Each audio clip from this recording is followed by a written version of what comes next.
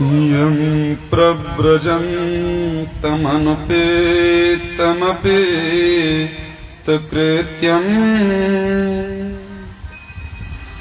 द्वैपायनो विरह कातरया जुहाव पुत्रेति तन्मयतया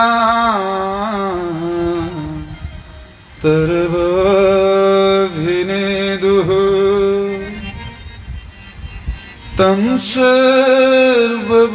सर्वभूतहृदयं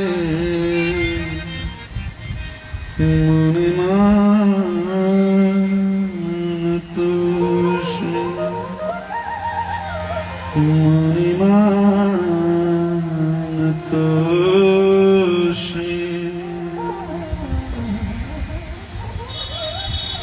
जय जय श्री राधा रमण जय जय नवल किशोर जय गोपी चित चोर प्रभु जय जय माखन चोर श्री राधा मेरी स्वामिनी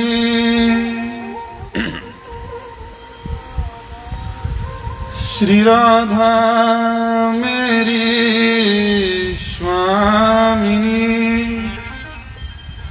मैं राधे को दया जन्म जन्म मोहि दीजियो श्री वृंदावन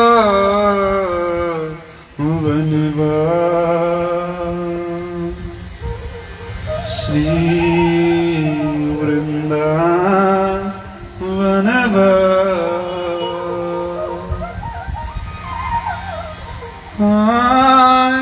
आंजनेय स्वामी सतत भजन निरत आत्मा राम मुने सीतापति दूत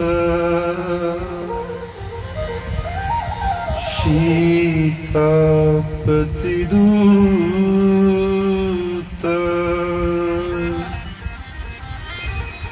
बोलिए हनुमान जी महाराज की जय। कृष्ण गोविंद गोविंद गोपाल नंदरा कृष्ण गोविंद गोविंद गोपाल नंदना कृष्ण गोविंद गोविंद गोपाल नंदरा कृष्ण गोविंद गोविंद गोपाल नंदना कृष्ण गोविंद गोविंद गोपाल नंदना कृष्ण गोविंद गोविंद गोपाल नंदना कृष्ण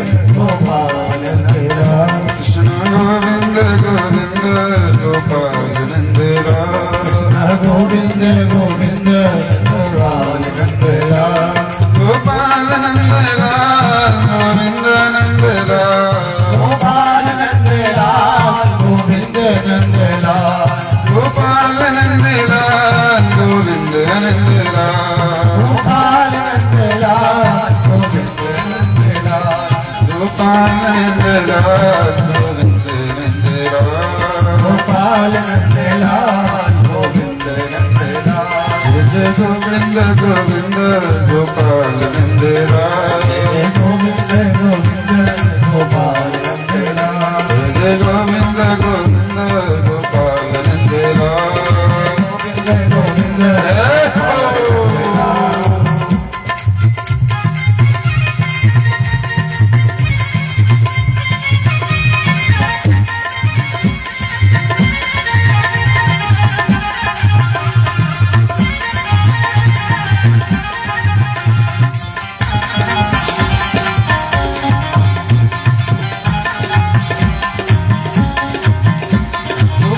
नंद लाल गोविंद नंद लाल गोपाल नंद लाल गोविंद नंद लाल गोपाल नंद लाल गोविंद नंद लाल गोपाल नंद लाल गोविंद नंद लाल जय गोविंद गोविंद गोपाल नंद लाल गोविंद गोविंद गोपाल नंद लाल जय गोविंद गोविंद गोपाल नंद लाल गोविंद गोविंद गोपाल नंद लाल गोपाल नंद लाल गोपाल नंद लाल गोपाल नंद लाल गोपाल नंद लाल गोपाल नंद लाल गोपाल नंद लाल कृष्ण गोविंद गोविंद गोपाल नंद लाल गोविंद गोविंद गोपाल नंद लाल कृष्ण गोविंद गोविंद गोपाल नंद लाल गोविंद गोविंद गोपाल नंद लाल गोपाल नंद लाल गोपाल नंद लाल गोपाल नंद लाल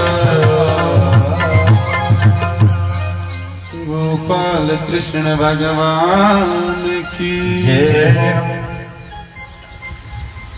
अनंतानंत ब्रह्मांडाधिपति निखिल भुवनैक नियामक अकारण करुणाकरण आनमताम शताम बंधु कृपा सिंधु पुराण पुरुषोत्तम ग्रंथोत्तम रुक्मणी वल्लभ भगवान की परम कृपा करुणा के कारण हम आप बड़े भाव से परम मंगलमय उपासना के इस पावन पर्व चैत्र नवरात्रि के समय में उस कालातीत गुणातीत त्रिगुणातीत आनंद कंद पुराण पुरुषोत्तम की पावन लीला कथाओं को सुन समझ रहे हैं हम बड़ भागी हैं। आइए आज के सत्र में हम आप प्रवेश करें। आपने सुना समझा, विगत कई दिनों से ये विचार ये ज्ञान यज्ञ चल रहा है।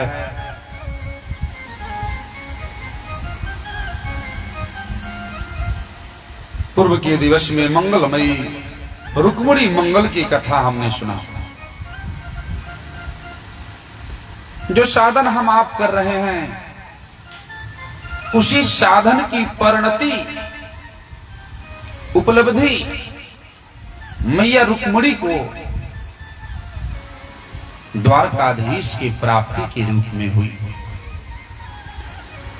उन्होंने संदेश में यही मात्र बोला, श्रुत्वा गुणान भुवन सुंदर शृण्वताम ते।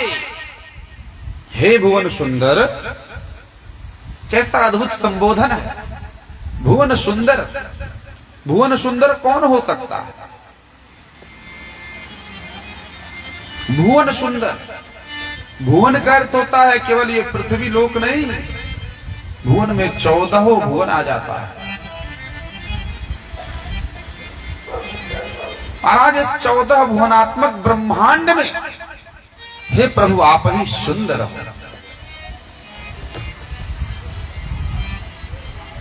महाराज इसे इस रूप में भी समझ सकते हैं। इस भुवन में यदि कोई कहीं सुंदरता दिखती है तो वो सुंदरता भी आप ही के कारण है।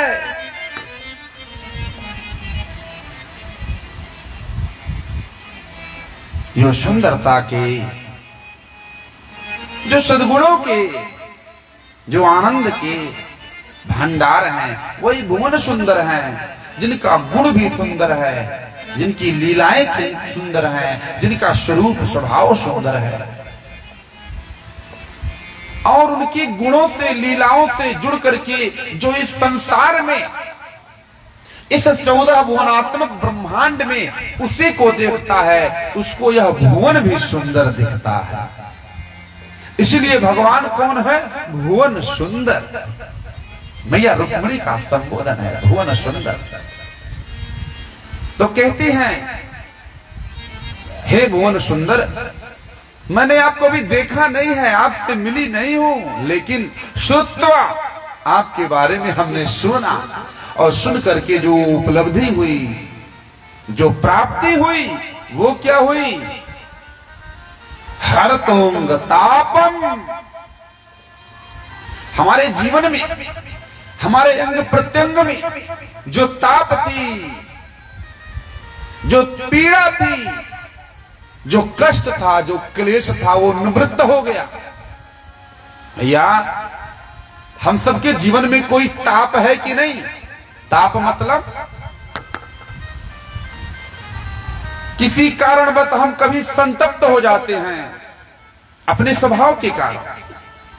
किसी बात पे हम क्रोधित हो गए, तो वो क्रोध क्या करता है? हमारे शरीर को बिल्कुल संतप्त कर देता है। हम आग बबूला लाल पीले हो जाते हैं। किसी कामना वासना की आग में चले जा रहे हैं, ये वस्तु मुझे नहीं मिल रही है, कब मिलेगी, उसी की चाह में आस में तड़प रहे हैं, रो रहे हैं। ईर्ष्या की आग में संतप्त है जीव, है कि नहीं? तो महाराज, जब मैया कहती हैं क्या, आपके गुणों को सुन करके हरतोंग तापम, मेरे अंग अंग का ताप संताप मिट गया। तो महाराज, आध्यात्मिक रूप से हम सबके जीवन में जो ये ताप है, आध्यात्मिक ताप, काम क्रोध लोभ ईर्ष्या दंभ अभिमान, इन तापों से हम महाराज मुक्त नहीं हो पा रहे हैं। हम दिखावटी मुस्कान, बनावटी पहचान को बनाने में और ज्यादा महाराज हैरान परेशान, अपने जीवन को दुर्दशा में बना रहे हैं। लेकिन जब प्रभु के गुणों को सुना, तो सुनने मात्र से मानो उनके जीवन का संताप मिट गया।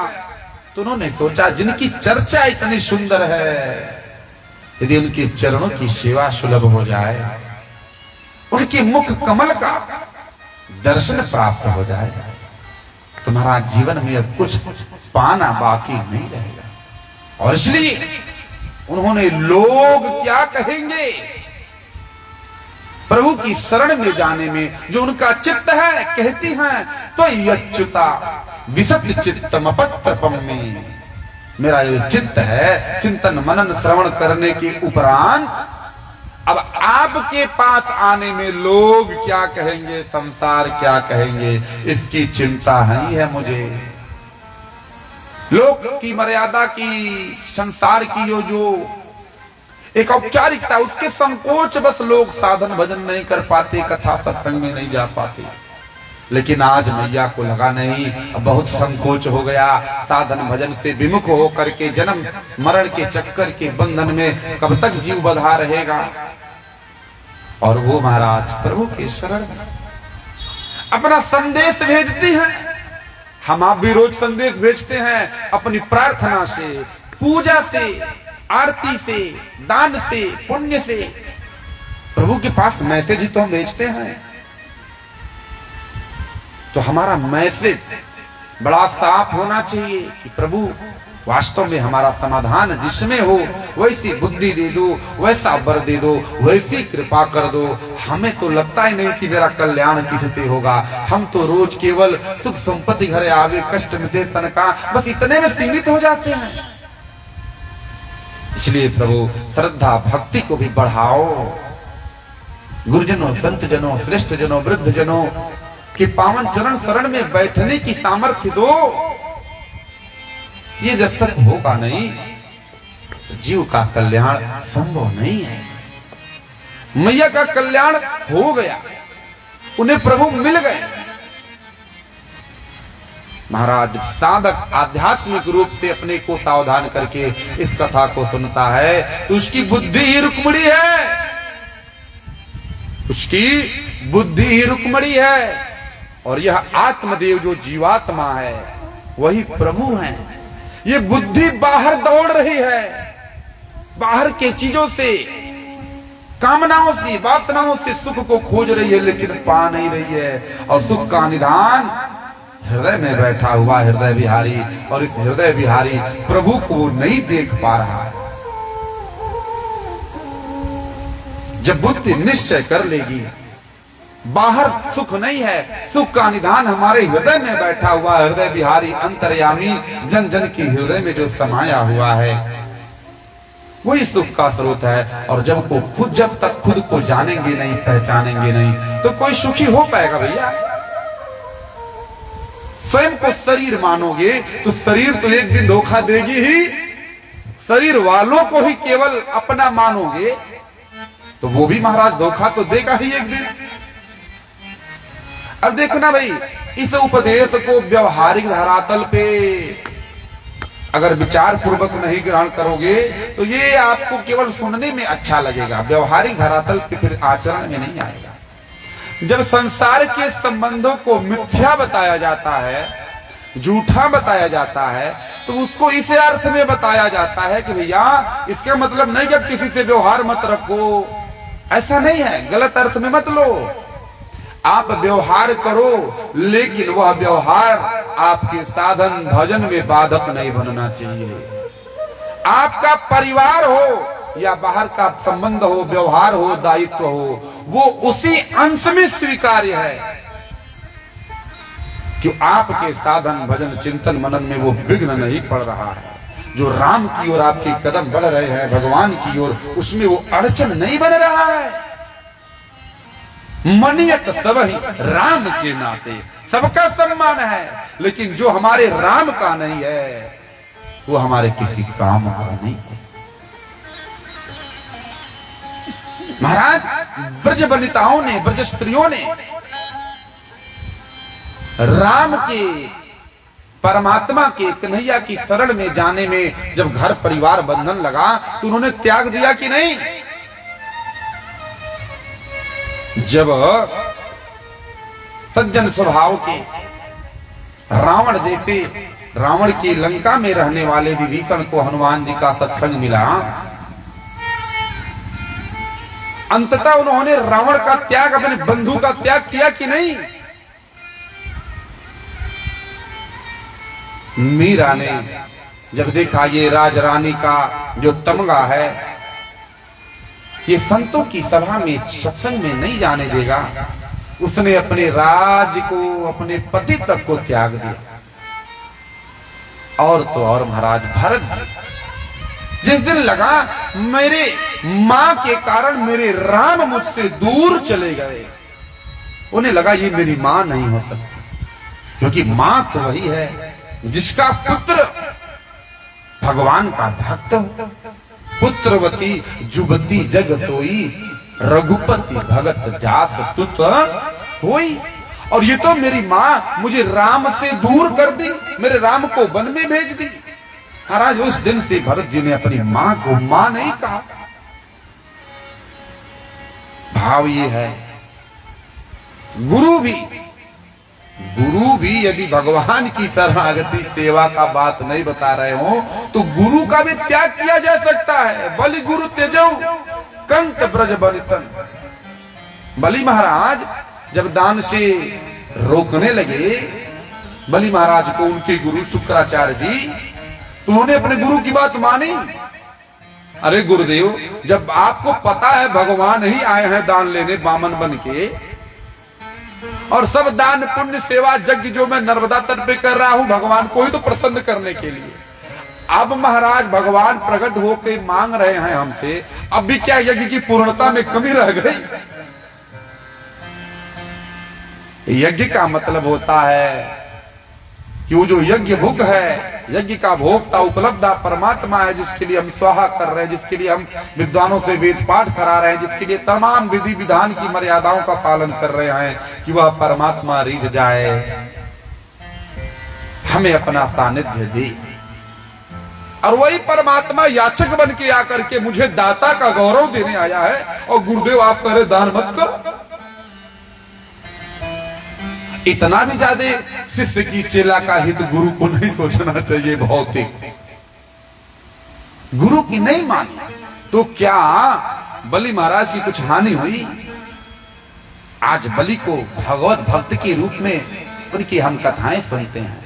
भाव ये है कि सारे संबंध स्वीकार हैं, सारे दायित्व जीवन के लिए आवश्यक है। यदि वो दायित्व भगवान की प्राप्ति में, साधन में, भजन में विघ्न न बने तो, और विघ्न जो बने भैया तो वो समझ लेना ये तो धोखा हमारे साथ हो रहा है। आगे प्रभु की बड़ी बहुत सारे विवाहों की कथा आती है। आप विविध प्रसंगों को सुने। प्रभु की अनुपम माधुरी जोड़ी का आपने कल दर्शन भी किया। तो महाराज, प्रभु की वो अनुपम माधुरी जोड़ी कैसी है, जिसको देख करके, जिसके बारे में सुन करके मैया उनको पाने के लिए तत्पर हो गई, बिल्कुल जी जान लगा दिया तो उनको मिल गया। आइए उसी सुंदर झांकी का हम स्मरण करें, उसे याद करें जो कल द्वारकाधीश और मैया रुक्मिणी के रूप में उपलब्ध था। हम बड़े भाव से भजन के माध्यम से उस अनुपम जोड़ी को याद करेंगे, बड़े भाव से, प्रेम से। अनुपम माधुरी जोड़ी हमारे श्याम श्याम की, अनुपम माधुरी जोड़ी हमारे श्याम श्याम की, हमारे श्याम श्याम की, हमारे श्याम श्याम की, हमारे श्याम श्याम की, हमारे श्याम श्याम की।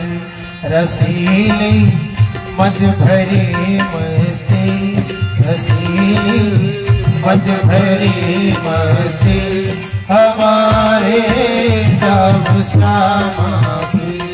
अनुपम माधुरी जोड़ी हमारे श्याम श्याम की।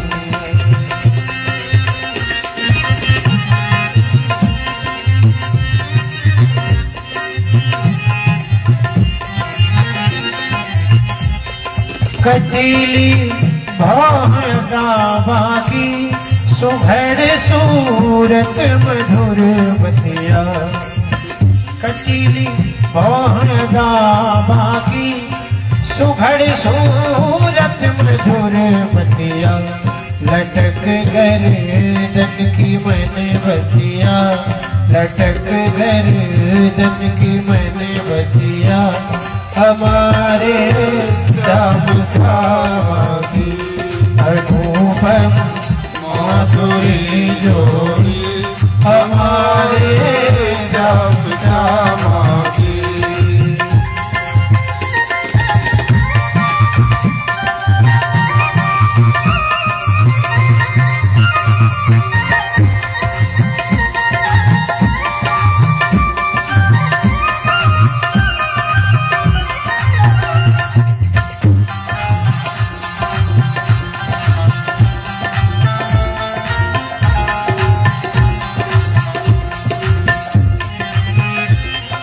परस्पर मिलके जब बिहरे श्री वृंदावन के कुंजन में, परस्पर मिलके जब बिहरे श्री वृंदावन के कुंजन में, परस्पर मिलके जब बिहरे श्री वृंदावन के कुंजन में, नहीं वर रस बने शोभा, नहीं वर रस बने शोभा, हमारे श्याम श्याम की।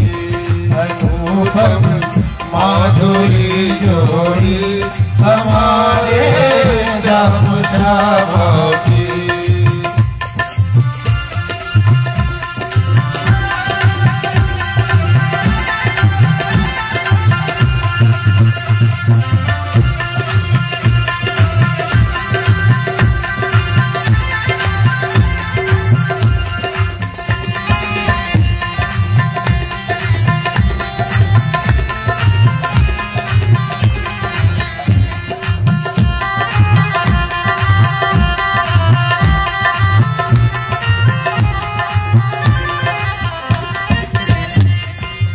मुकुट और चंद्रिका माथे, अधर पर पान की लाली।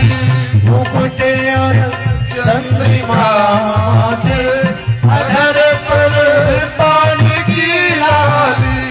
मुकुट और चंद्रिका माथे, अधर पर पान की लाली। अहो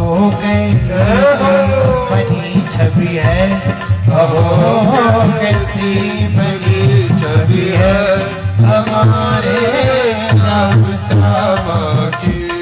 अहो कैसी बनी छवि है हमारे राम श्यामा की।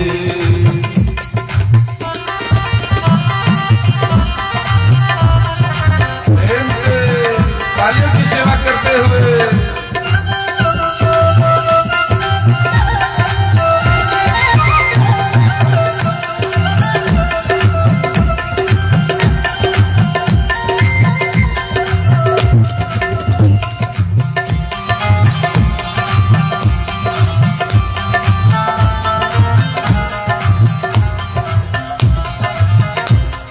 नहीं कुछ लाल सावन में, नहीं निर्वाण की चिंता। नहीं कुछ लाल सामन में नहीं बाण की चिंता। नहीं कुछ लाल सावन में, नहीं निर्वाण की चिंता। नहीं कुछ लाल सावन में,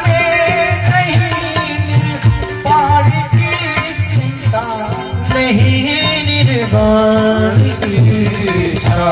सखी श्यामा मिले सेवा, सखी श्यामा मिले सेवा हमारे श्याम श्यामा की। अनुपम माधुरी जोड़ी हमारे श्याम श्यामा की। हमारे श्याम श्यामा की, हमारे श्याम श्यामा की। बोलिए राधा वर कृष्ण चंद्र की। महाराज ये पद बड़े ही रसिक संत जिनकी समाधि अपने गोरखपुर में ही गीता वाटिका में राधा बाबा की विराजमान है। महाभाव में निमग्न ऐसा महाराज पद जो प्रभु की बिल्कुल ऐसे राधा स्वरूप हो गए। बड़ा भावपूर्ण, ये बड़ा प्यारा पद लगता है। ये प्रभु की जो उपमा है वो दे ही नहीं जा सकती, वो अनुपम है महाराज। आप प्रभु के पावन झांकी का दर्शन किए महाराज। प्रभु रुक्मणी वल्लभ बन गए। द्वारिका में मैया रुक्मणी के साथ सानंद निवास कर रहे हैं। बड़ा आनंद है। इनके एक सलाहकार हैं सचिव, जिनका नाम है सत्राजित।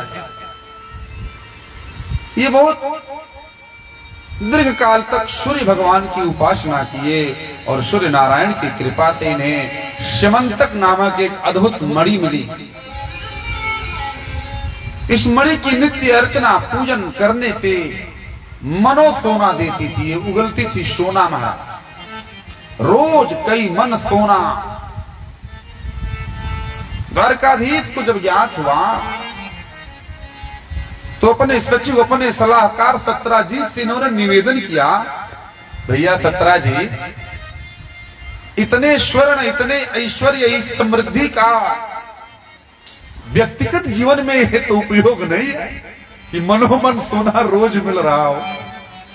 एक मन में 40 किलो होता है ना, अब सोचिए कई मन।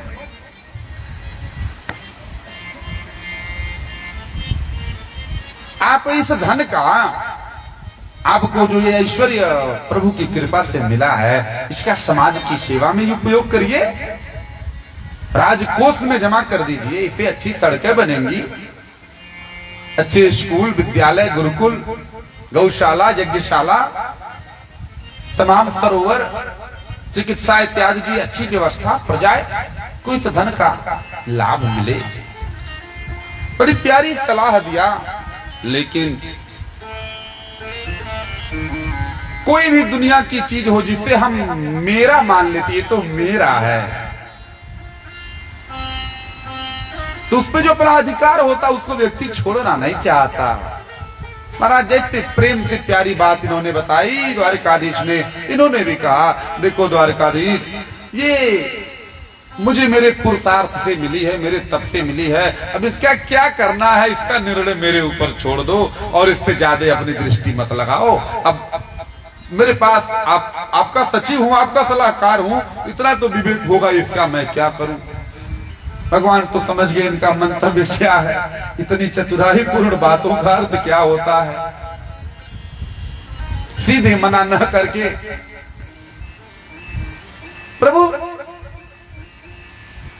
प्रभु कुछ उनसे संवाद नहीं किए, उसके लिए कोई विवाद नहीं किए कि मैं राजा हूं, मैं छीन लूंगा, मैं ले लूंगा, ऐसा कुछ नहीं। सही है कि उनको उनके तप के कारण ही मिली, उनका ही अधिकार है। शांत हो गए।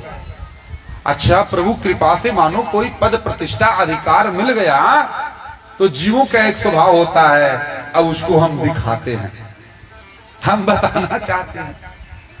तो महाराज सत्रजीत के एक भाई है प्रसेनजीत, ये उपलब्धि अब उनकी प्रसन्नता छिप नहीं रही थी, तो इसको दिखाना चाहे, लोग भी जाने मैं कौन हूं। तो महाराज उस मणि को गले में हार की तरह पहन करके इनके भाई जो प्रसेनजीत थे एक दिन भ्रमण में निकल गए, घूमते घूमते नगर से दूर चले गए, वन में चले गए। और उस वन में एक सिंह देखा, बड़ी चमकीली वस्तु घोड़े पे जा रही है। महाराज दौड़ाया और घोड़े सहित प्रसेनजीत को मार दिया और उस मणि को मुंह में दबा के लेके अपने गुफा की ओर जा रहा था। और उसी वन में जामवंत जी महाराज रहते थे। उनकी दृष्टि पड़ी, ये शेर इस मणि का क्या करेगा। तो जामवंत जी त्रेता युग के महान बलशाली, उन्होंने शेर को मार करके उस मणि को लेकर के गए और अपनी कन्या जाम्बवती को दे दिया। जाम्बवती मैया बड़ी प्रसन्न, बिल्कुल स्वतः प्रकाशमान दिव्य मणि मिल गई। और इधर कई दिनों तक जब प्रसेनजीत और मणि का कुछ पता नहीं चला, तो ये जो भगवान के सलाहकार थे, सचिव थे सत्राजीत, इनको लगा ये द्वारकाधीश ही बड़े चतुर हैं, मणि पे इन्हीं की निगाह आती, लगता है मणि के साथ साथ मेरे भाई प्रसेनजीत की भी इन्होंने कुछ अनिष्ट कर दिया मणि के लोभ में। मणि को छीनने का, मणि के चोरी का कलंक महाराज मिथ्या कलंक लगा दिया। द्वारकाधीश ही मणि पे निगाह थी, यही इसको लेना चाहते थे और इनकी चर्चा के बाद से ये मणि हमारे पास नहीं है। अब द्वारकाधीश सोचे महाराज मणि भी नहीं मिली और कलंक झूठा लग गया, क्या करूं। तो महाराज अपनी जो उनकी खुफिया एजेंसी थी लगाए, जैसे आजकल कोई घटना होती है तो जांच पड़ताल शुरू होती है, स्वयं भी लग गए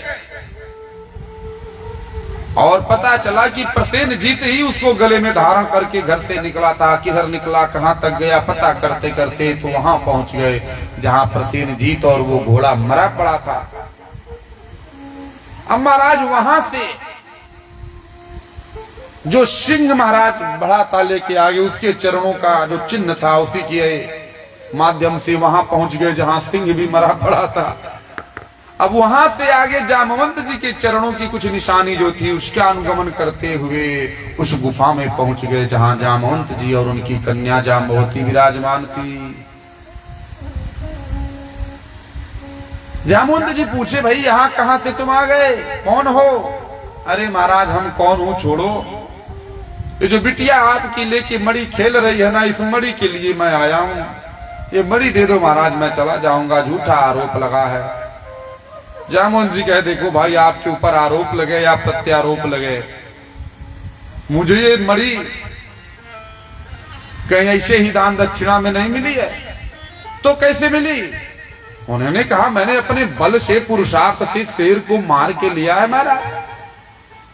तो भगवान कहे तो लगता है हमको अभी पुरुषार्थ दिखाना पड़ेगा।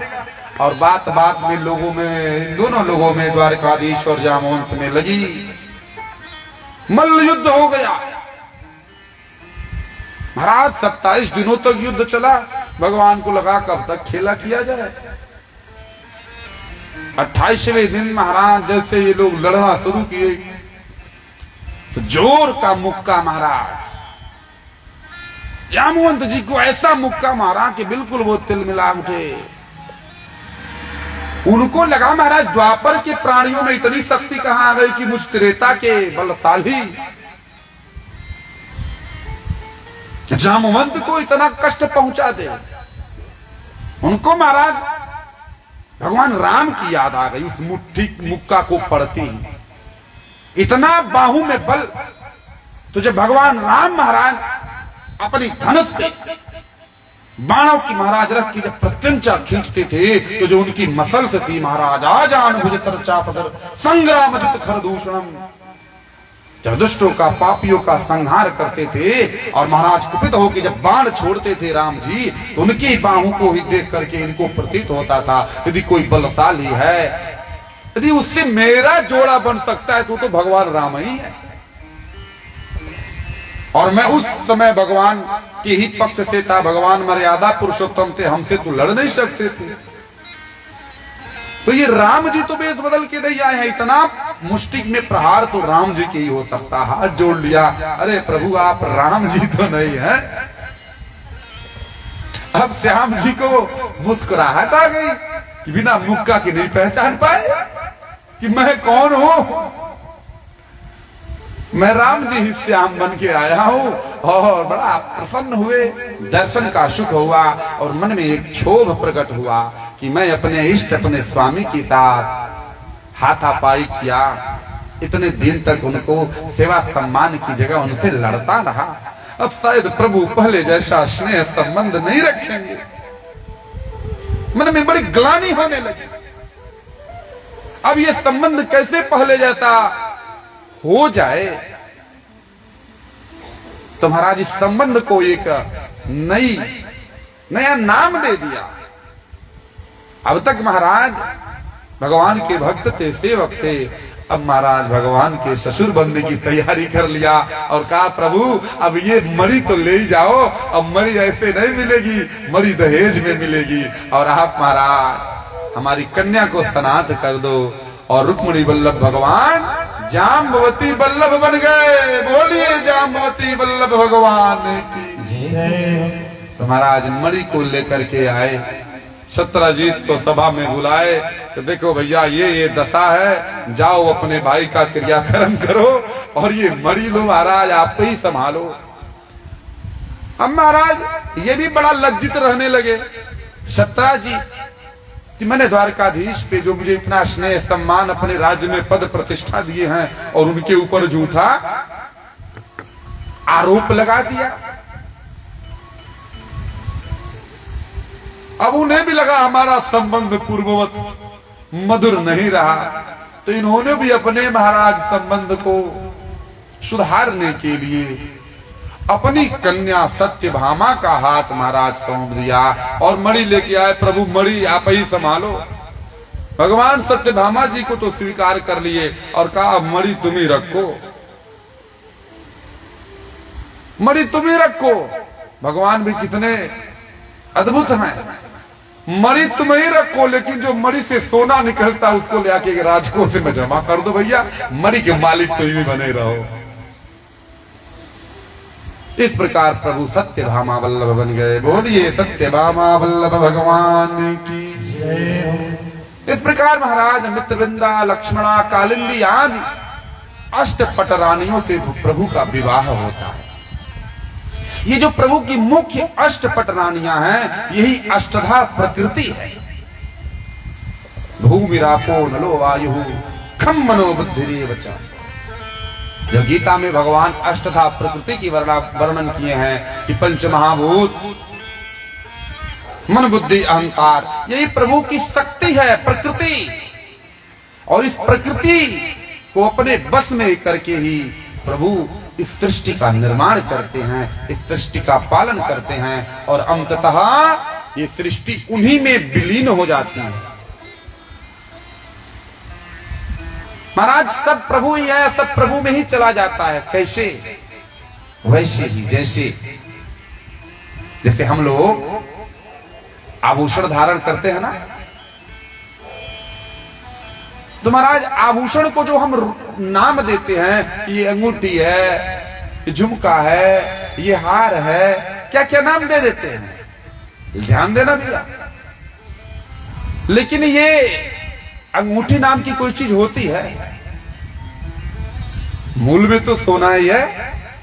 अपना अंगूठी, झुमका, हार, नथनी जो भी आपके पास है, यदि आप लेटेस्ट डिजाइन वाला लेना हो, पुराने से बोर हुए हो, तो क्या करते हो? अपना सब समेटते हो, जाके सुनार को कहते लो भैया ये रख लो, बढ़िया वाला थोड़ा बना दो, भले हमको कुछ और देना पड़े, बिल्कुल लेटेस्ट वाला डिजाइन दे दो। अच्छा मानो वो जो अपना आभूषण जो आप पहनते थे, रखे थे, सब समेट के दे दिया, तो बताइए उस सुनार की दृष्टि किस पे होती है? सोना पे होती है कि आभूषण पे? वो तो देखता है कितना ग्राम सोना दिए हो भैया, और जब उसको गला देता है तो उसको अंगूठी दिखती है, हार दिखता नहीं, उसे सोना दिखता है। जैसे सोना के एक रूप को, एक आकार को हम एक नाम दे देते हैं, वस्तुतः उस नाम की कोई वस्तु नहीं होती है, वो स्वर्ण ही है। उसी तरह जो हिरण्यगर्भ परमात्मा है, उसकी दृष्टि में ये संसार उसी से निकला है, उसी में स्थित है, और अंततः वह परमात्मा ही शेष बचता है। इसीलिए परमात्मा को देखने की ये दृष्टि है, एक विचार है। हम सब किसके पीछे पागल हुए जाए हैं? किसी रूप के पीछे, किसी नाम के पीछे, किसी वस्तु के पीछे। ये नाम रूप मिटा दो तो क्या बचेगा? मृत्यु के तेव सत्यम, ये मिट्टी के अलावा कुछ संसार में बचने वाला नहीं है। और ये अष्टधा प्रकृति यदि हमारे ऊपर अनुकूल हो गई, जो परमात्मा की अष्टपटरानियां हैं, तो ये ही माया के रूप में है।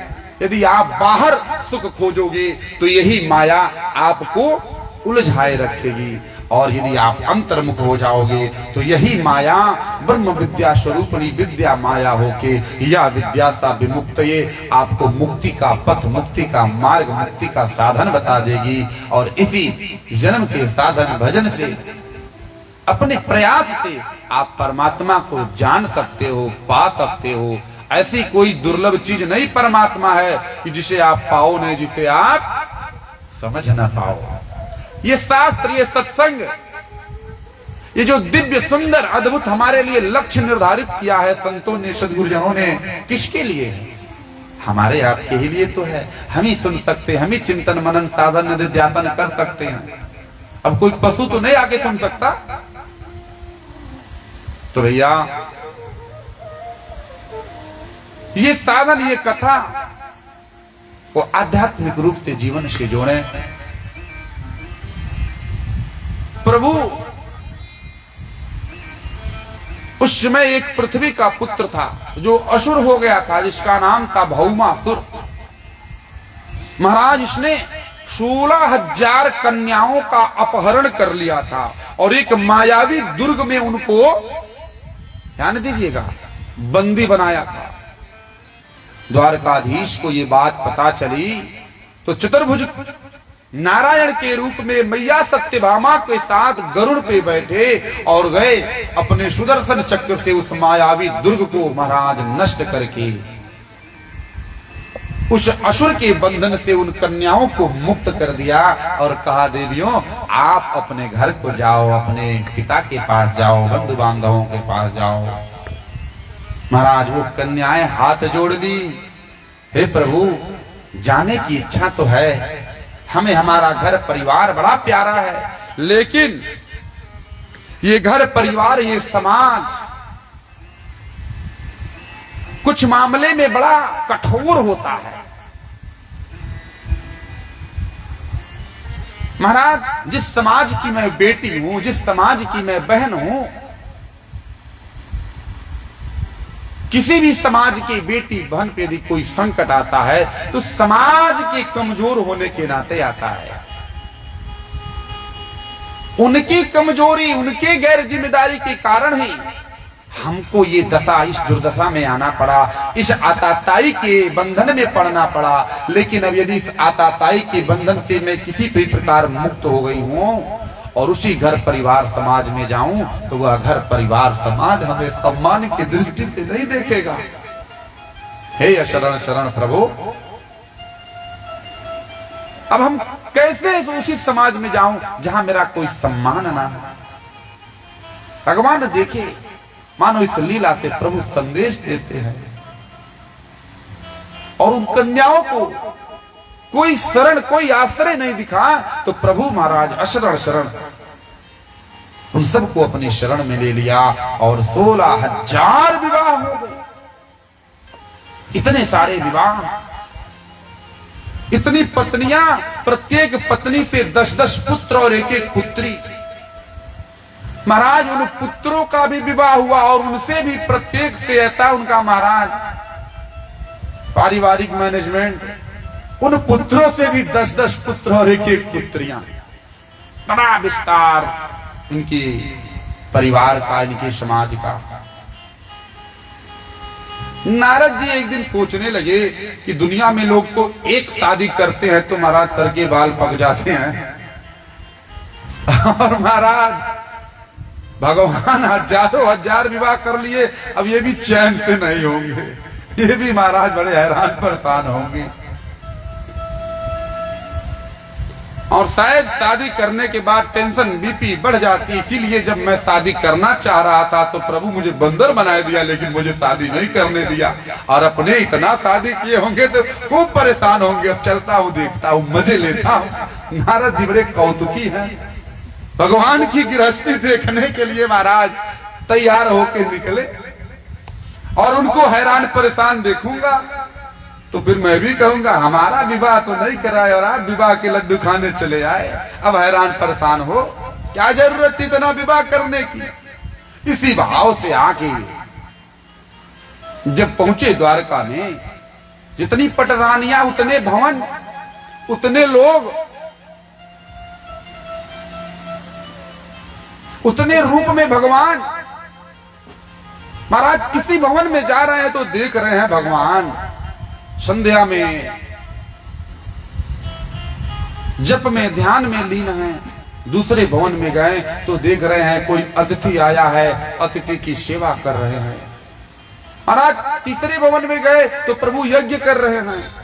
चौथे भवन में गए तो अपने बच्चों को सत्य की, सदाचार की, संस्कार की बातें बता रहे हैं।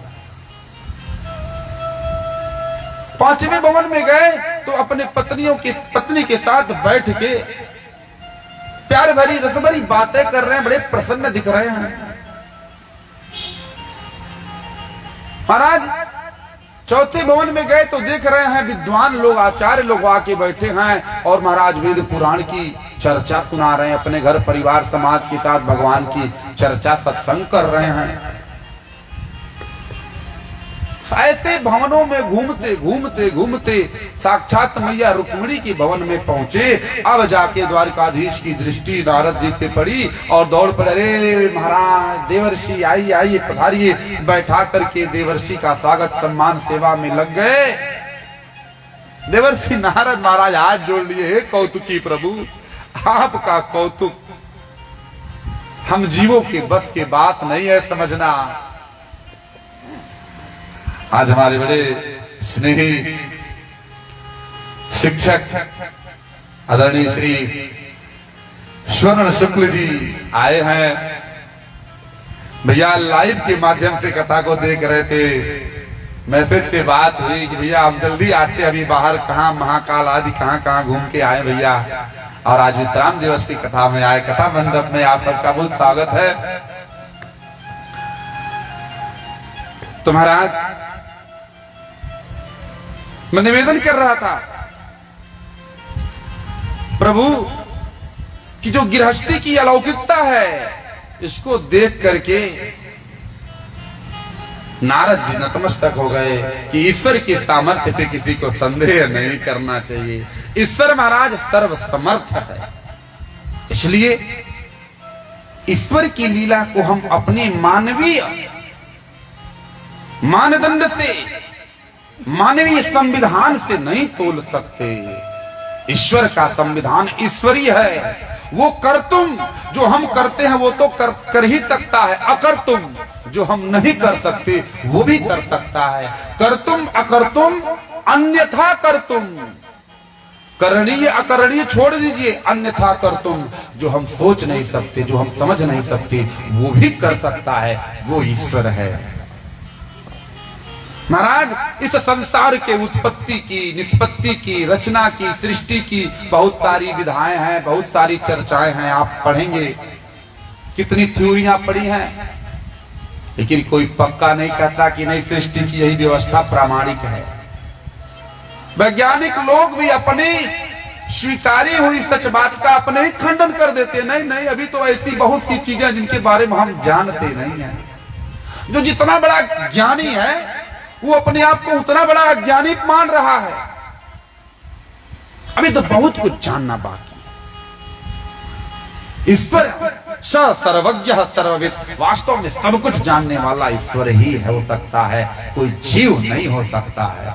हाँ, उस सर्वज्ञ ईश्वर से यदि संबंध संत कृपा, गुरु कृपा और भगवंत कृपा से हो जाए तो उसकी कृपा से शायद हम आप उसे जान जाए वो कौन है। ईश्वर बुद्धि का विषय नहीं है, ईश्वर अभिमान का विषय नहीं है। बड़े बड़े दार्शनिक जो श्रद्धा से, विश्वास से, शरणागति से ईश्वर को नहीं जानना चाहे, उनकी मेधा कम नहीं है। वैशेषिकों को देखो महाराज, नैयायिकों को जाके देखो, उनका तर्क वितर्क सुनो महाराज। वो ईश्वर को ही जड़ मान लिए। बौद्ध दर्शन को पढ़िए, वो शून्य मान लिए, कुछ बचता ही नहीं है। लेकिन जो वैदिक है, जो वेद को मानते हैं, वो भले ईश्वर को देखे नहीं, ईश्वर का रूप उन्हें सामने नहीं आया, लेकिन अस्तित्व वो उपलब्धव्यम जो वेद कहते हैं, उपनिषद कहते हैं, कोई तो है। कौन है वो भले सामने नहीं आता, लेकिन उसका शासन दिखता है, उसकी व्यवस्था दिखती है, एक सिस्टम दिखता है। एक सिस्टम से सारी प्रकृति अपने क्रम के अनुसार हर व्यवहार, हर समय, हर ऋतु हो रहा है। ये सब सिस्टम से, समय से हो रहा है। तो कोई व्यवस्था कहीं दिखती है तो उस व्यवस्था के पीछे एक व्यवस्थापक होता है। इस सृष्टि का इतना सुंदर संचालन हो रहा है, समय से सूर्यास्त और समय से सूर्योदय हो रहा है। सारी महाराज जो ऋतुएं हैं समय समय से अपने स्वरूप को उद्घाटित कर रही हैं, अपने प्रभाव का आविष्कार कर रही हैं, और उनके प्रभाव में हम व्यवहार कर रहे हैं। तो कोई व्यवस्था होगा कि नहीं, कोई व्यवस्थापक होगा कि नहीं। तो महाराज वेद कहता है कि अस्ति है कोई, वो कौन है, कैसा है, उसको जानने का जो माध्यम है कथा, सत्संग, विचार, सदगुरु की सेवा, उनके चरण शरण में बैठ के स्वाध्याय ही, इसी से उसको जाना जा सकता है। तर्क करो लेकिन कुतर्क मत करो। भाई तर्क करना है तो ईश्वर है, कैसा है,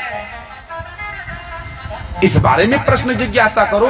अब ये कौन सा तर्क बना, ईश्वर है ही नहीं, मैं ईश्वर को मानता नहीं हूं। तो भैया ऐसा ईश्वर जो आपके मानने से हो तो उसको तो भी भाई मानने की जरूरत भी नहीं है। ऐसा ईश्वर जो किसी के मानने से हो और न मानने से न हो तो फिर वो ईश्वर कहां हुआ। आद्य जगत गुरु क्या कहते हैं, तर्क करो लेकिन श्रुति मतस्तर्को अनुसंधेयताम, जो श्रुति माता वेद भगवान कहते हैं वैसा तर्क करो। दुष्तर्कात् सुविरम्यताम, ये जो कुतर्क करते हो, अपनी वासना, अपनी इच्छाओं के गुलाम बने हुए जो कुतर्क करके, साधन भजन न करके केवल दिन रात सोना खाना, ये जो पशु की तरह जीवन जी रहे हो, इससे स्वयं को धोखा दे सकते हो। तुम्हारे इस धोखा से कोई सिद्धांत नहीं बदल सकता, कल्याण का मार्ग नहीं बदल सकता। कल्याण के मार्ग पे यदि बढ़ना है, भक्ति के पथ पे बढ़ना है, तो सावधान होना पड़ेगा, साधक बनना पड़ेगा, साधन भजन करना पड़ेगा। और हम आप विगत कई दिनों से बड़े भाव से साधन की जो प्रथम सोपान है श्रवणम, भगवान की कथा का श्रवण कर रहे हैं। तो हम आपको ये श्रवण प्रभु कृपा, गुरु कृपा से ही सुलभ हुई है। तो महाराज गुरु कृपा हम सबके जीवन में बनी रहे, संत सदगुरु विद्वान आचार्य ब्राह्मणों का अनुग्रह मिलता रहे, ऐसी प्रार्थना करना चाहिए। ऐसे जो निष्प्रिय संत हैं, सदगुरु हैं, निष्प्रिय ब्राह्मण हैं, उनके चरणों की वंदना तो भगवान भी करते हैं। आगे भगवान के एक मित्र की कथा आती है, ध्यान से सुनिएगा।